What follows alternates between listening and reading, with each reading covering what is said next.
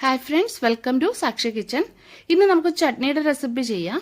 ഇത് ഇഡ്ഡലി, ദോശ, വട എല്ലാത്തിൻ്റെ കൂടെയും കഴിക്കാൻ പറ്റുന്ന നല്ലൊരു കോമ്പിനേഷനാണ്. വളരെ സിമ്പിളാണ് ചെയ്തെടുക്കാൻ. തയ്യാറാക്കിയെടുക്കുന്നത് എങ്ങനെയെന്ന് നോക്കി വരാം. അതിനായിട്ട് സവാള കട്ട് ചെയ്തെടുത്തിട്ടുണ്ട്. ഇത് മീഡിയം സൈസിലുള്ള 2 സവാള കട്ട് ചെയ്തെടുത്തതാണ്. ഇനി ഇതൊരു മിക്സി ജാറിലേക്ക് നമുക്ക് ഇട്ട് കൊടുക്കാം.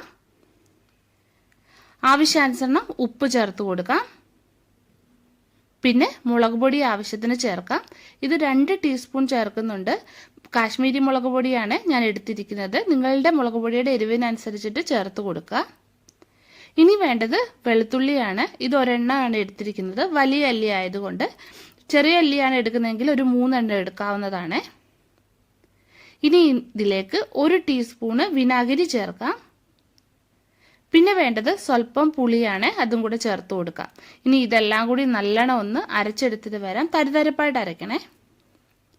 അപ്പോൾ ചട്നി അരച്ചെടുത്തിട്ടുണ്ട്. ഇതൊരു ബൗളിലേക്ക് മാറ്റാം.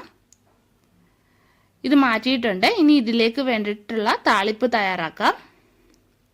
അതിനായിട്ടൊരു പാനിലേക്ക് വെളിച്ചെണ്ണ ഒഴിച്ച് ചൂടാകുമ്പോൾ ഇതിലേക്ക് സ്വല്പം കടുകിട്ട് പൊട്ടിച്ചെടുക്കാം. കടുക് പൊട്ടി വരുന്ന സമയത്ത് സ്വല്പം ഉഴുന്നുപരിപ്പ് ചേർക്കാം. മൂത്ത് വരുമ്പോൾ കറിവേപ്പിലയും കൂടെ ഇട്ട് കൊടുക്കാം. ഇനി ഇത് ഈ ചട്നിയിലേക്ക് ഒഴിച്ചു കൊടുക്കാം. ഒന്ന് ഇളക്കി കൊടുക്കാം.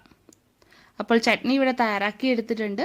നല്ല സിമ്പിളാണിത്, അതുപോലെ തന്നെ ടേസ്റ്റിയുമാണ്. നിങ്ങൾ തയ്യാറാക്കി നോക്കുക. പിന്നെ ഫീഡ്ബാക്ക് കമൻറ്റ് ചെയ്ത് അറിയിക്കുക. പിന്നെ വീഡിയോ ഒന്ന് ലൈക്ക് ചെയ്യാനും ഷെയർ ചെയ്യാനും മറക്കല്ലേ. വീണ്ടും നമുക്ക് മറ്റൊരു നല്ല റെസിപ്പിയുമായിട്ട് കാണാം.